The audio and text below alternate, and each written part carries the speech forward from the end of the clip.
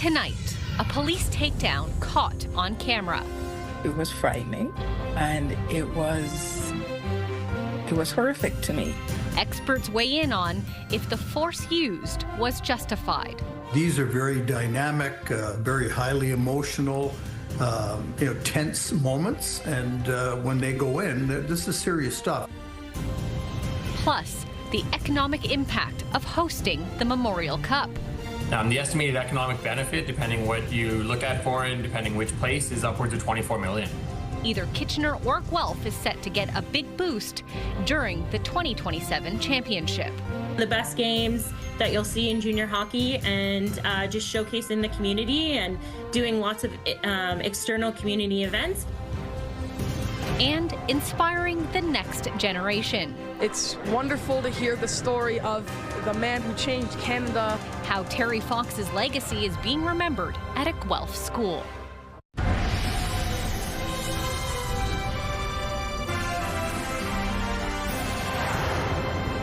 Good evening. A dramatic video circulating on social media has Waterloo Region Police defending their officers' actions. The 16-second clip shows a police takedown in Kitchener at the Victoria Street encampment, with armed officers subduing a man, but police say context is key.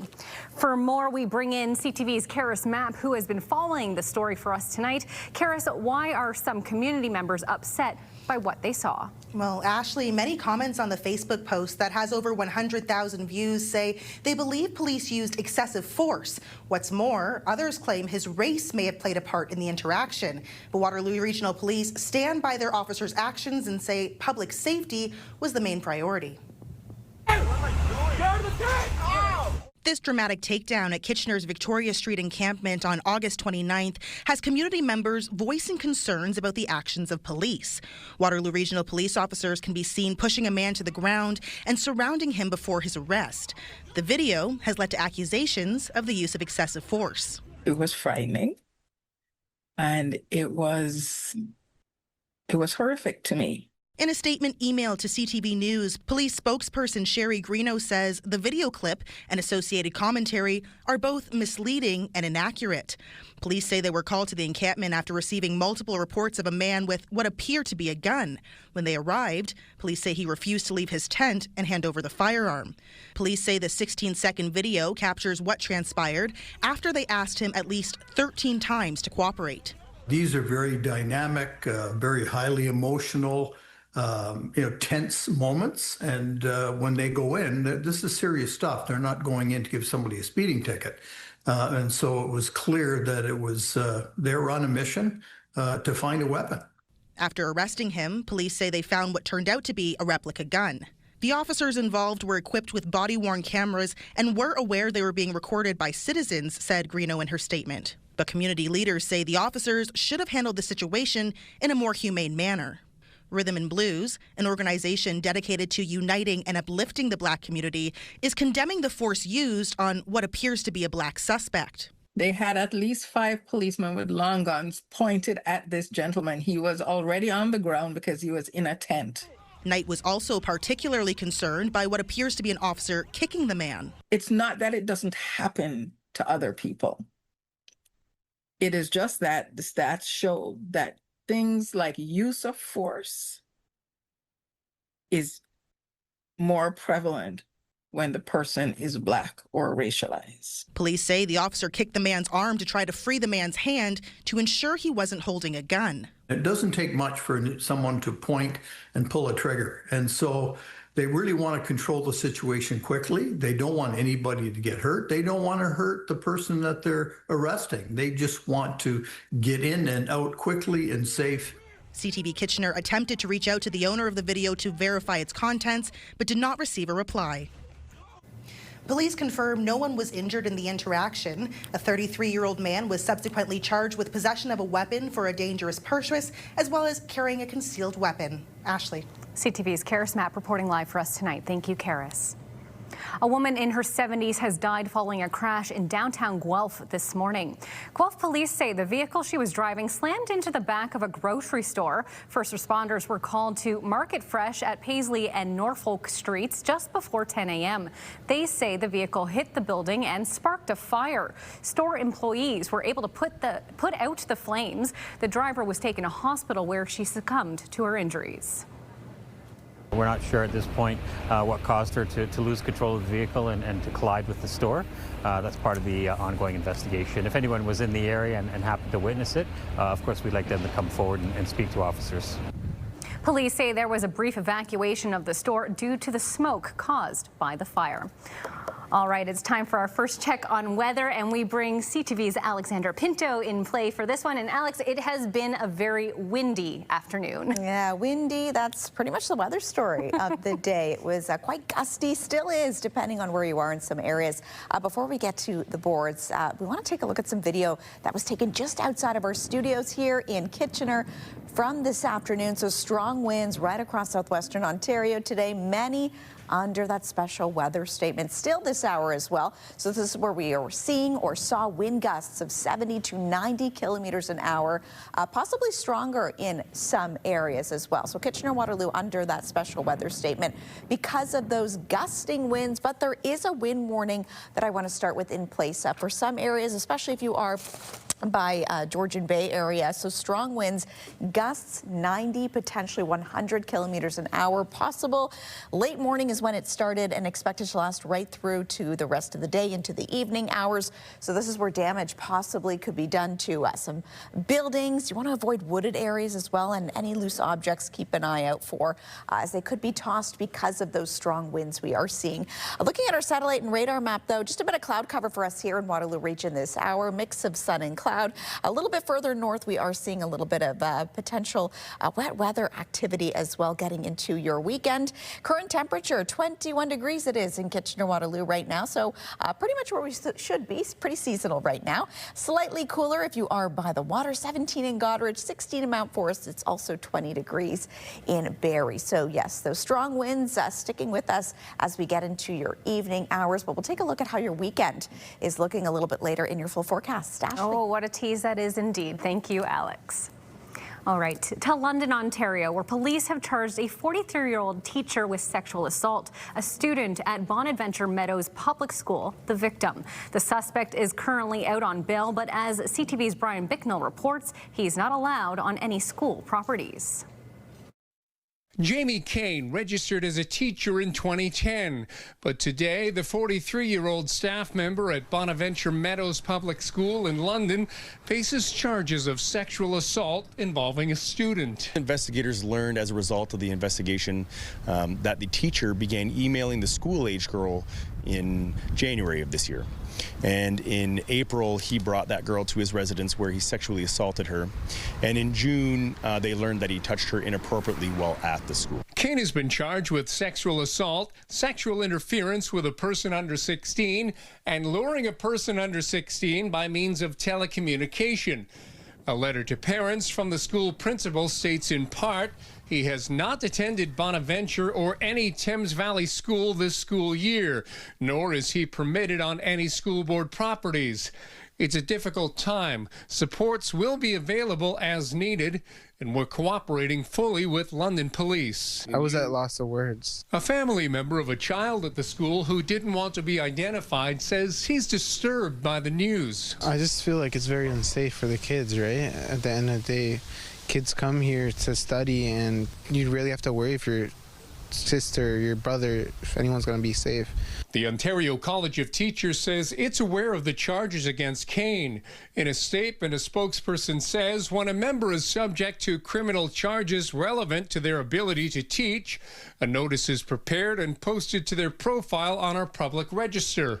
As of Friday, the regulator's website lists Kane with the status of in good standing. It's not typical for London Police to release the identity of a sexual assault suspect when children are involved.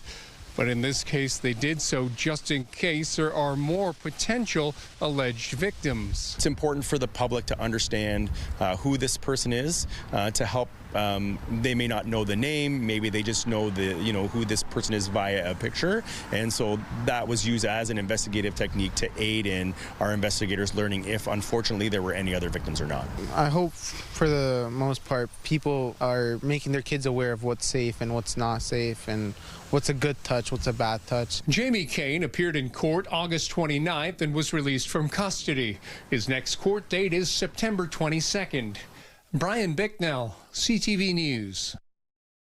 Premier Doug Ford today promised tough new dangerous driving laws. Andrew's Law would serve as a lasting legacy for a father of 3 killed by an alleged dangerous driver last month, and a small measure of comfort for his grieving family. As CTV's John Woodward reports, the family has been pushing for these changes and met with the Premier today. Leaving the Ontario legislature was a relief for Andrew Cristillo's brother, best friend and father. Yeah, it feels good for a change. Guys, here we go. Inside, they met with Ontario's Premier to discuss Andrew's Law, legal changes the Cristillos are hoping for in the wake of Andrew Cristillo's death on Highway 48 in August. His 3 daughters hospitalized in the crash, the other 18-year-old driver charged with dangerous driving and fleeing the scene. This was a reckless, careless person that didn't care about people's lives, as he hit me going 230 kilometers. Only months before, the same driver, Jaywin Kirubananthan, faced similar charges in a crash with an SUV carrying the Premier. This was preventable, and now it's time to prevent this from ever happening to any of your families. Standing together in the halls of the Ontario legislature, flanked by ministers, the Premier vowed a list of changes that would make a second crash by a charged driver much less likely by the end of the year. Dangerous driving, impaired driving, stunt driving, that I agree 1,000%. There should be immediate suspension. The Cristillo kids are out of hospital. Their mom has late-stage breast cancer. She works at the school board as well, and I'm going to make sure that our Minister of Education calls the school board. Support Christina. In Jordan Cristillo's pocket as he stood next to the Premier, a keepsake the family had made. He was an avid beer league hockey player and sports card collector. Andrew's life's accomplishments listed like a hockey card. Marrying his wife Christina, their 3 daughters, Leah, Chloe, and Ella, as well as their pets, Bailey and Oreo. He's our most loved player. The Cristillos feel his presence as the province stands poised to make a major change to Ontario roads. That's CTV's John Woodward reporting. All right, the Prime Minister is forging ahead with a slate of new measures he says will support the Canadian economy in the face of a trade war with the United States. Mark Carney is introducing a Buy Canadian policy and a tariff relief for certain sectors. He's also hitting a pause on the electric vehicle sales mandate. CTV's Abigail Beeman has the details. We will build big, build bold, build Canadian. Touring a plant in the Greater Toronto area, the Prime Minister laid out Ottawa's plans to help Canadian industries in the face of a trade war, including help for those impacted by tariffs with a new $5 billion fund and specific help for the canola sector hard hit by Chinese tariffs last month. What will be important here is to see how the federal government and provincial governments work with the business community to really identify what those needs are, support them, and work closely with labor organizations and the workers themselves. And the Prime Minister is pausing the 2026 electric vehicle target while reviewing the overall mandate. He's finally admitted that the Conservatives were right, just like we were right on the carbon tax. But he's doing a clumsy retreat, saying that he's going to delay this mandate. Mark Carney also promising more federal action for the Buy Canadian movement. The government's introducing a new comprehensive Buy Canadian policy that will move from best efforts to buy Canadian to a clear obligation to do so. No word on what that means for the deal to buy American F-35 fighter jets, still under review by the government, while a new climate competitiveness strategy was announced as coming soon. I'm glad to hear that we are finally hearing a little bit about climate change from the new Prime Minister, who has been, eerily silent on this issue. In addition to a new climate strategy, the Prime Minister also promised a new defense strategy to support defense spending he described as, quote, enormous, and all this against the backdrop of a looming fall budget to explain how all the investment and austerity will be balanced. Abigail Beeman, CTV News, Ottawa. We now know the 2027 Memorial Cup will be held either in Guelph or Kitchener. The two cities announced as the finalists to host the tournament in 2 years. While both teams are excited for the opportunity, the communities are looking forward to the economic boost that comes from it. CTV's Colton Weens has been looking into this today. Colton, the business community expects some major impacts. Yeah, that's right, Ashley. Both chambers of commerce for Guelph and Greater Kitchener-Waterloo say hosting the Memorial Cup would be a major economic driver for the communities, with thousands of fans from competing teams expected to visit, and hotels would be booked all around the area. The 2027 Memorial Cup will be hosted in either Guelph or Kitchener, the Canadian Hockey League announcing both cities as the two finalists for the National Major Junior Hockey Championship. Fingers are crossed. I think, as I said, Kitchener's a hockey town. Go Rangers, and we got this. Formal bids and presentations need to be made. Then a site selection committee will visit the Sleeman Centre and Kitchener Memorial Auditorium before announcing the host city in late November or early December. A lot of fanfare, a lot of excitement, some of the best games that you'll see in junior hockey, and just showcasing the community and just being able to have a great event on and off the ice. The Rangers say they have the support of Council and are working to renovate the Aud, while Guelph Council has committed to a one-time grant of $600,000 if successful, plus $100,000 for in-kind fees at the Sleeman Centre.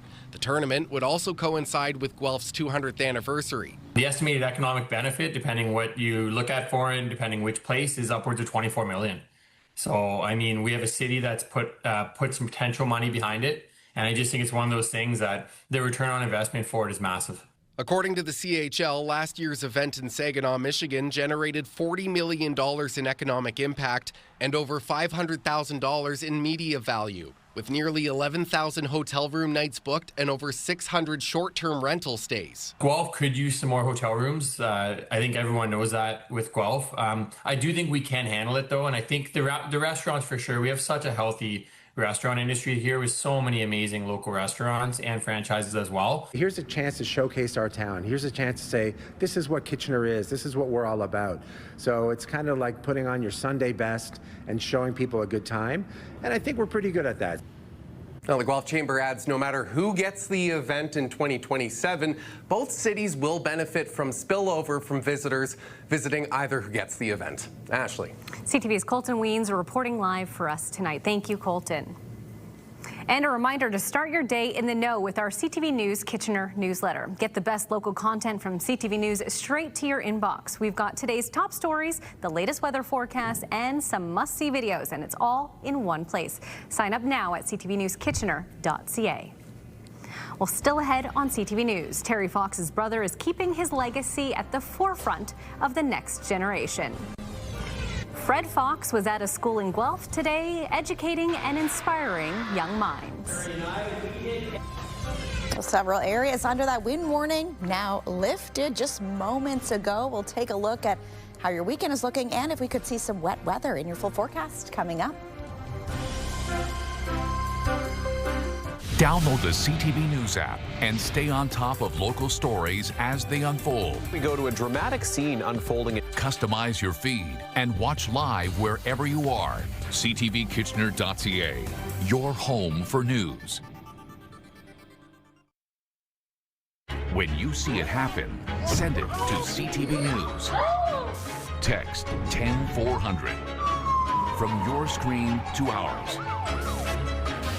Text 10400.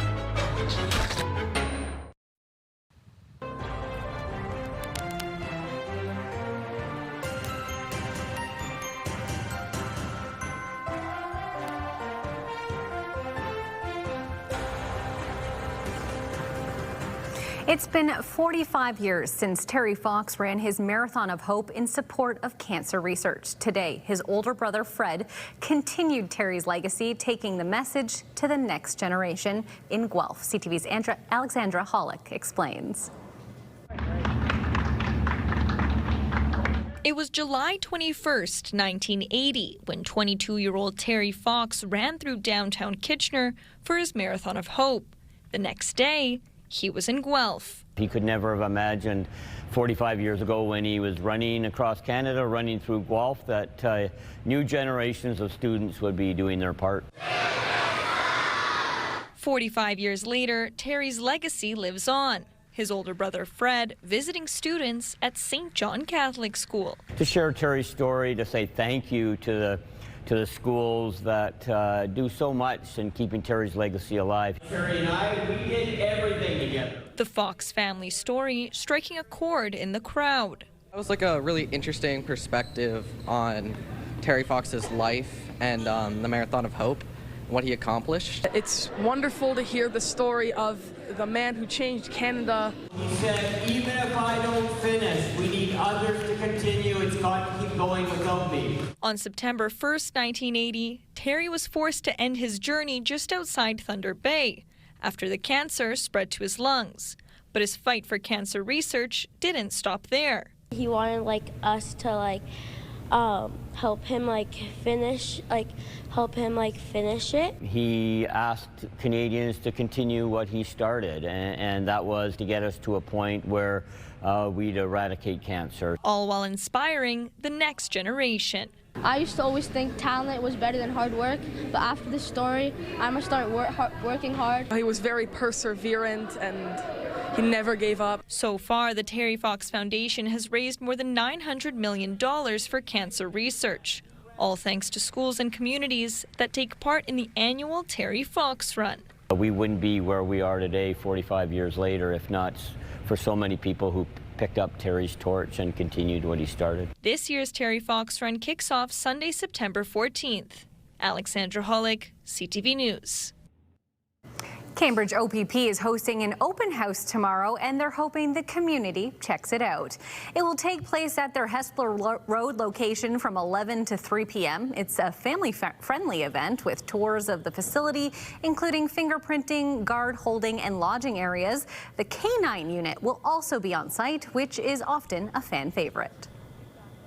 We will have recruiting here as well, so anybody interested in a career with either the OPP as a uniform member or auxiliary member, special constable, cadet, any of that, any of those positions, there will be people here to give information on that and answer any questions that people may have. It's a free event, but the OPP are asking for non-perishable food items to be donated to the local food banks in the region. All right, let's take another look outside at this windy afternoon evening in uptown Waterloo on King Street. You can see the tops of those trees are swaying, but the sun remains out in the sky. Alexandra will be back shortly with all of your long-range forecast details, including what we can expect over the coming weekend. All right, still ahead, a family is speaking out after their loved one was allegedly shot by a 12-year-old, a child who was out on bail for another offense. Also ahead, a new Indian restaurant in Cambridge has opened with a twist. Locomotives taking over from traditional waiters. Spencer Turcott has those details. Stay with us.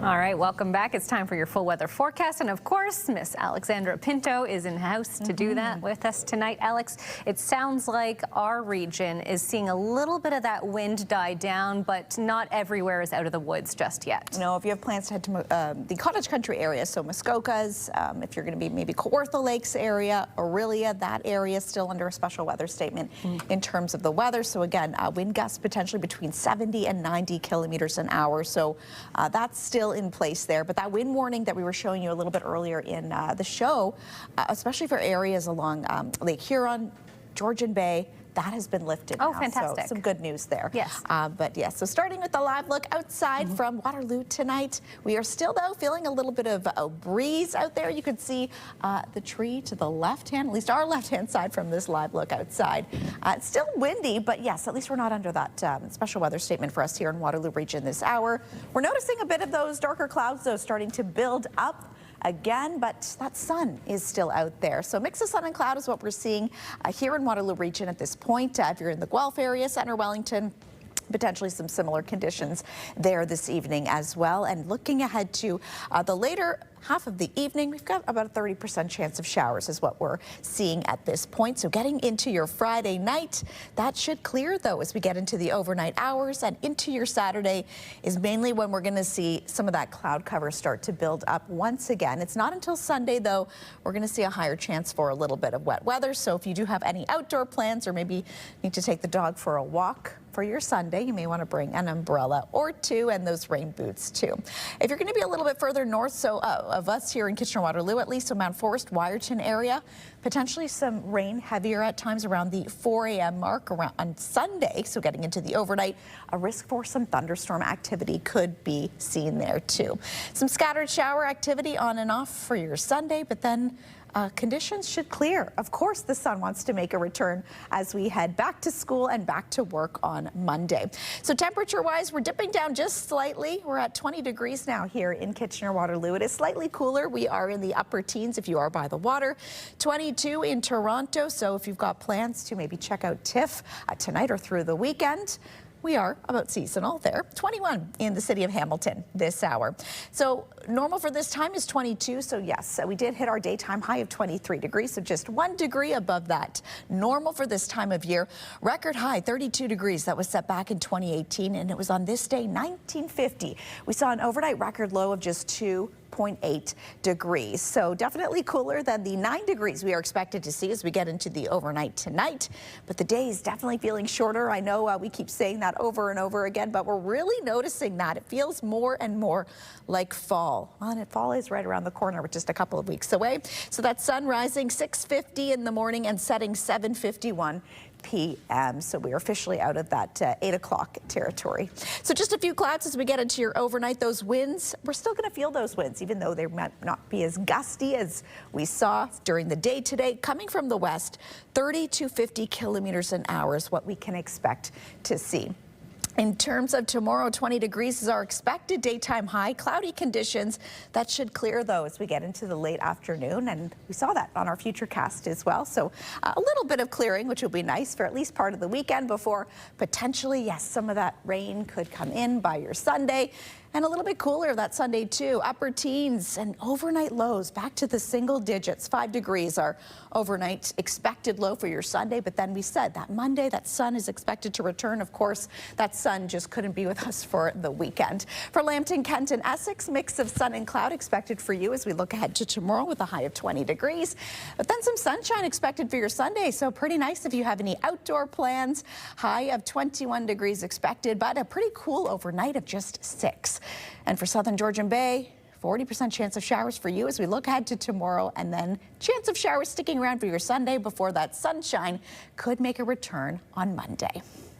And here is tonight's Weather Watcher picture. Paul Richard sending us this photo saying an explosion of color in the pre-sunrise sky over Georgian Bay. A great show, and he says no charge for that show either. A beautiful, stunning shot. And yes, some really nice colors indeed. So thank you for sending this and being tonight's Weather Watcher. We've got the reds, we've got the orange, and of course we have that cloud cover too over Georgian Bay there. Absolutely stunning. It looked like a painting. It did. It was absolutely gorgeous. Yeah, we've shown a few of Paul. Paul's got a good eye for some sky shots. Yeah, thank you, Paul. Keep sending them in. Yes, we want to see them. Thank you so much, Alex. Thank you. The family of an Ontario man who was allegedly shot by a 12-year-old says the last few weeks have been a nightmare, not only as they come to grips with the nature of the violent crime, but also to find out that the child suspect was released on bail not once, but twice. CTV's Adrian Gabriel spoke to the uncle of the victim, who still fears for his safety. With a black hood pulled over their face, wearing white gloves, gun drawn, this security video shows an individual crossing the road and then crouching down as they moved closer to their target for the surprise attack. Police have arrested a 12-year-old boy. How difficult is that for you, your nephew, your family to come to terms with? It was quite disturbing for all of us because we all have, I have young kids. Junaid Razvi has asked that we not show his face because the young boy who police allege shot his 30-year-old nephew is now out on bail. As you can imagine, that is something to be quite fearful about, something to be highly concerned about. CTV News has learned that the alleged child shooter, now charged with attempted murder and discharging a firearm with intent, was already out on bail at the time of this shooting. That's exactly what makes it so disturbing and shocking. That's why we are, once again, appealing for reform to the bail system. This is not about politics. It's about safety. The system's broken.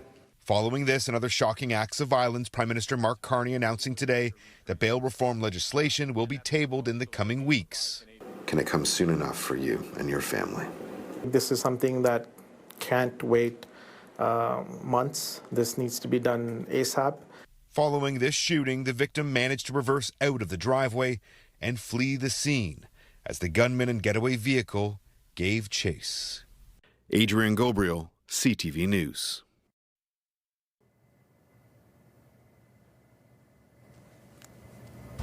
It's been a year since alcohol hit the shelves at convenience stores around the province. Still to come on CTV News, the impact it's having on small businesses and the beer store.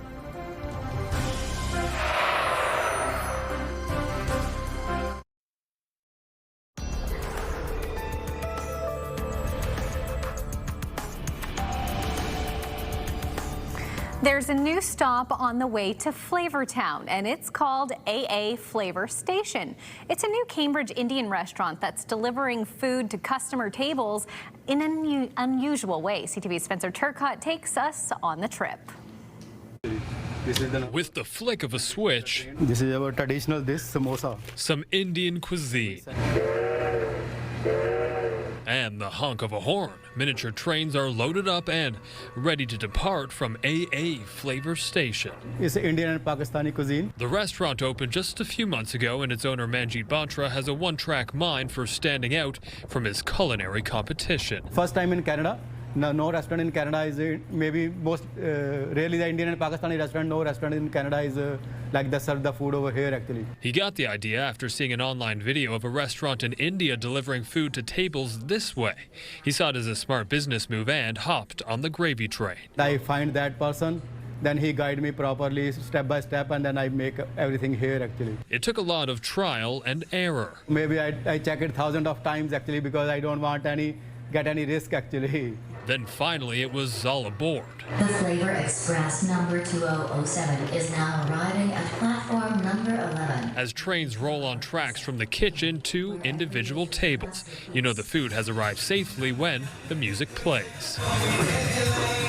Although similar concepts exist with robots at sushi restaurants, the owner has taken a step back in time with a forward-thinking idea. But robots are not that much perfect actually. But with the trains, I think it's perfect actually. But on the train, I think it's a very good idea to save the space. The trains help cut down on the number of staff he has to pay. Otherwise, if I need 2 waiters, but the train, I need only 1 waiter, that's it. Because half the food I can serve on the train. To avoid any derailments or spills, an extra human hand is needed to help deliver the trickier dishes. They will give the bills, and they bring some heavy food also. But on the train, we serve mostly light foods. But he tells customers not to allow staff interventions sidetrack them from the world he's created. Tiny trains that take their taste buds to new places. Spencer Turcotte, CTV News, Cambridge. All right, it's time now to take a look at our top story. CTV's Krista Simpson joining us in studio tonight. And Krista, we start with Waterloo Regional Police defending officers' actions in an arrest captured on video. Well, Ashley, the arrest video was posted online. It shows a man being pushed to the ground and kicked during the arrest near the Victoria Street encampment. And it has many raising concerns about excessive force being used. But regional police say they had been called to the area for a report of a man with a a gun, and the man had been asked at least 13 times to cooperate in the time before the video was taken. A replica firearm was later found on him. The cities of Kitchener and Guelph are both excited for a potential economic boost that will go to the host of the 2027 Memorial Cup. We learned yesterday that the tournament will go to one of these two places, with the decision being made later this fall. The Canadian Hockey League says last year's Memorial Cup in Saginaw, Michigan generated $40 million of economic impact. And over on our website, Krista, we have a warning from Guelph Police over people who are buying and selling items on online marketplaces. Ashley, police say there have been 2 instances in the last week where people selling cell phones were paid using prop money.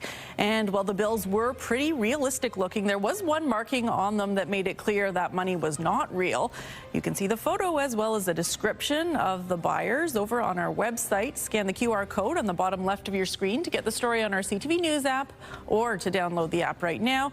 Or, of course, you can head right over to ctvnewskitchener.ca. Ashley. All right, Krista Simpson, thank you for that update.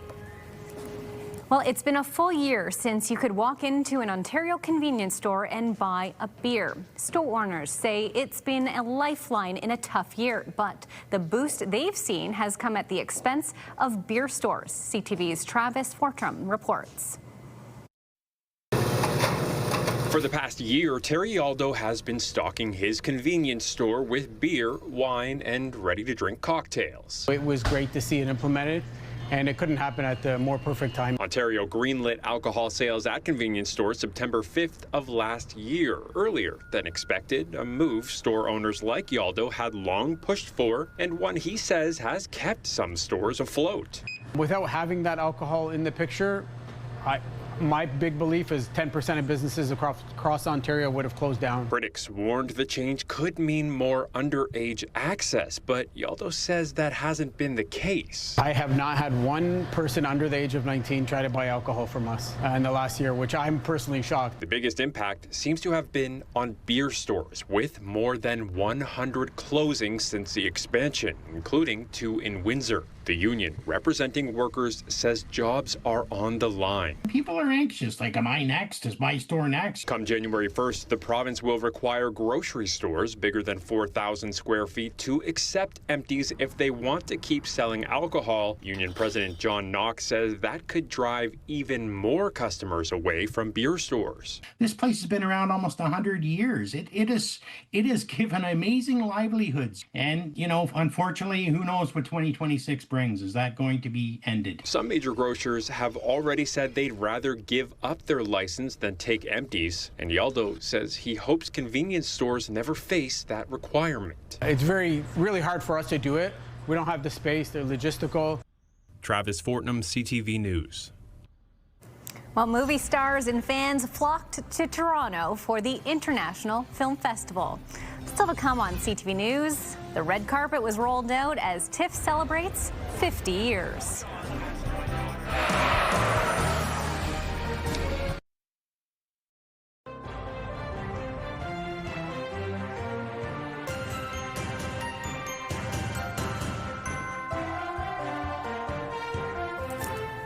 It's night 2 of the Toronto Film Festival, and festivities are in full swing. There were multiple red carpet events today, but people are still talking about the area connection to what one star was wearing at a premiere last night. CTV's Sean Leathon has the story. Hollywood's it girl Sydney Sweeney walked onto the red carpet at TIFF for the world premiere of her film Christy, standing alongside real-life boxer Christy Martin, who Sweeney plays in the film. A role Sweeney reportedly gained 30 pounds for, and she had to do some real fighting. I heard you actually got hit. What was it like? Oh yeah, I loved it.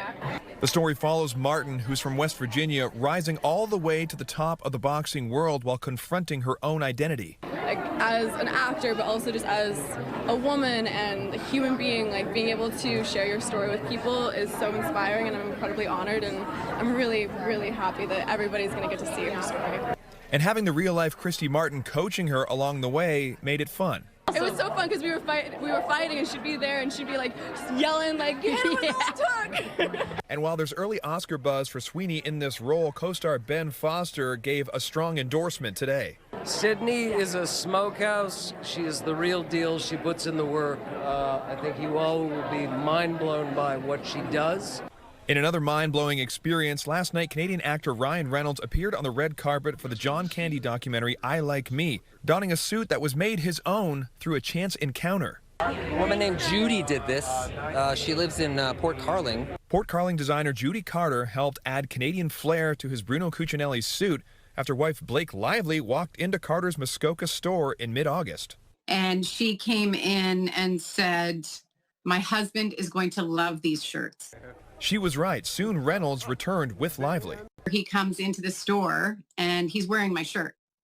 And I was sort of like standing there going, "Hi," trying to be cool, trying to be fine and not make him feel uncomfortable. At her store called Low Muskoka, Carter's brand Jude takes vintage clothing and alters them to make each piece unique, something Reynolds wanted for this red carpet. So he asked, "Could you please, would you have the bandwidth to work on it?" And I was like, yeah.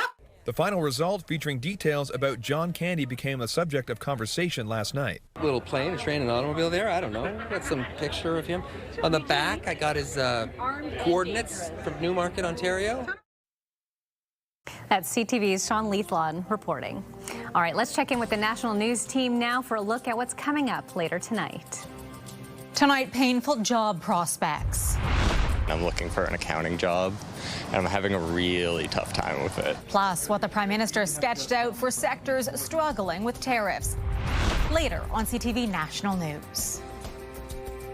Just a few clouds as we are expected to drop down to an overnight low of 9 degrees. We'll take a look at how the morning, though, is looking in wake-up weather coming up. Here's a look at your Friday night lineup at 7 o'clock. Stick around for E-Talk before The Big Bang Theory at 7:30. Then stick around for a movie right here on CTV at 8 o'clock. It's Godzilla, King of the Monsters. It's Jeff, KP, and Backstage Ben in the morning. 3 awesome people that want to start your day or finish your overnight shift. You'll laugh, you'll text, you'll call, you'll scratch your head, and maybe even beat Backstage Ben. Weekday mornings from 5:30 to 10. Listen live on the iHeartRadio app or at 105.3 Virgin Radio.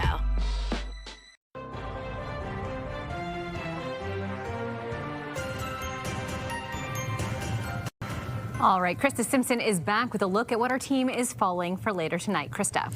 Ashley, the Six Nations Chiefs are once again hoping to hoist the Mann Cup this year. The National Senior Men's Lacrosse Championships get underway tonight in BC, so we'll be keeping an eye on Game 1. Also, the stars are out in Toronto. We'll have the latest on the movies and who showed up on the red carpets this evening on Day 2 of the Toronto International Film Festival. Ashley. All right, sounds good. And I'm sure, Alex, a lot of people in Waterloo region might be heading to Toronto to maybe catch a glimpse of their favorite stars for TIFF. What weather can they expect to wake up to? Not too bad. At least, you know, in terms of extreme winds, we're not going to really see that tomorrow morning. So good thing there. But yes, if you do have plans, maybe to head to Toronto and get some, what is it? Be a little starstruck. Maybe you'll see someone on the streets there. Cool start to the day, 6 a.m., partly cloudy. We're going to be sitting at about 9 degrees, which is our overnight expected low. And then by 10, we should be hitting around 15 degrees or so. Mix of sun and cloud, which is pretty nice to see in terms of, for us here again in Waterloo region. So in terms of any more wet weather, potentially, again, that could roll in on Sunday. Sounds good. So maybe a little light jacket and then you'll be good to go. Yes, light sweater maybe. Fantastic. All right, well, finally for us tonight, 2 Canadians are scoring big on the international stage, dominating the field of foosball. They managed to net a win at the World Foosball Championships in New Orleans. CTV's Jessica Smith caught up with the winning duo. Mary Argonalo, Kane Gabriel, who are your 2025 Open Doubles World Champions. The World Foosball Championship just wrapped up in New Orleans, and 2 Canadians came out on top in doubles play. I wanted it for so long. I wanted to be, you know, the world's best for so long, and to finally do it, you know, and have the support of Canada and my friends, it's really sweet. Mario Originello and Kane Gabriel took home the title of World Doubles Champions, the first Canadians to achieve the accolade. So my partner, Kane Gabriel, from the beginning of the weekend, even prior to, he's like, this is our year. This is our year, Mario. This is our year. He's like, I wrote it in my journal. Like our world champions, like they are mentally really strong. Because, you know, like, yes, it's your man on the table playing against their man with the ball, but really it's you're playing head-to-head mentally against the opponent. The Toronto team representing the Toronto Foosball Club in Canada say what put them over the top was their bond. I love Canada, but that was not in my head. My head was just focused on winning with my best friend. Level of play in the sport varies from beginner to masters like Mario and Kane, but what does it take to be a top-tier table soccer player? Look at others, how are other people playing, and try to understand what we're trying to make out of it. It's a game that is mixing like technical skills and also kind of like strategies and mind games with your opponent. Open to anyone at any level and every age, foosball is for all. You know, this hobby is the best thing that I could have ever have happened to me, and I want to see that for other people as well. Up next in the foosball community are competitions in Michigan and Ottawa coming up in October, and another competition right here at the Toronto Foosball Club coming up in December. Jessica Smith, CTV News. What fun foosball could be for all. I love that. We were chatting about how there's still a foosball table at my parents' house in the basement that, you know, we might need to dust off a little bit. And I think so. I mean, there's a national competition for you to take part in, Alex. Maybe that'll be next year's team challenge. Yes, maybe next year. I love that. All right, well, that's our time. Thank you for watching. We'll see you on Monday. Take care.